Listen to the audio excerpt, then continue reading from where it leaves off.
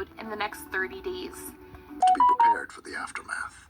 Meanwhile, certain nations have already begun silently moving their military assets in the region.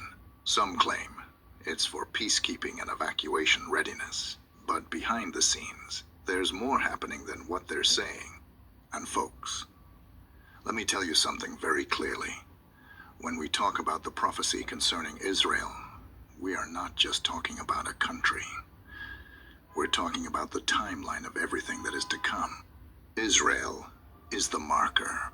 And if you still think that these events are unrelated or just another conflict, then you are not paying attention to the alignments that are forming right now between certain countries.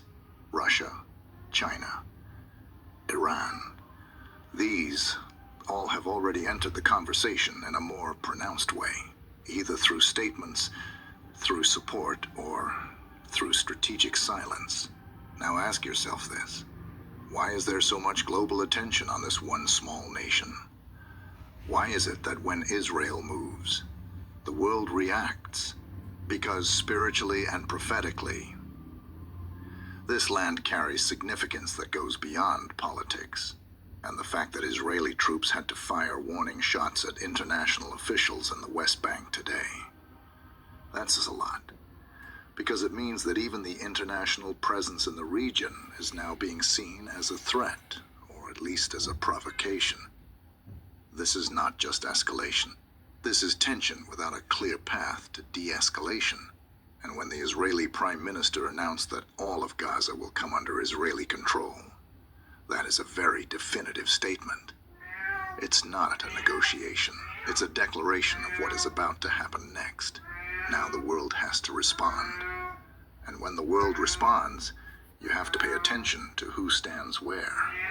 Which nations support, which nations condemn, and which nations remain silent, because this alignment, the positions of countries, will form the framework of what's to come in the months ahead.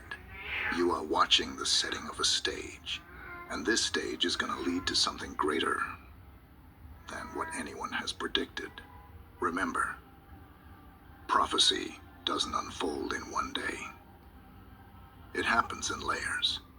One thing triggers another. And right now, we are seeing multiple layers being unlocked at the same time. Israel is not safe, but it is protected, and God will never abandon his covenant. But that doesn't mean judgment won't come. In fact, judgment has already started. Not because God has forgotten Israel, but because God is bringing things to a head. And when something reaches a head, exposure happens. Shifting happens. Shifting happens. And everything that has been hidden is brought to the surface. That's where we are. And I want to tell you something. If you're just reading headlines and not praying, then you're missing the point. This is not the time to panic, but it is the time to pay attention.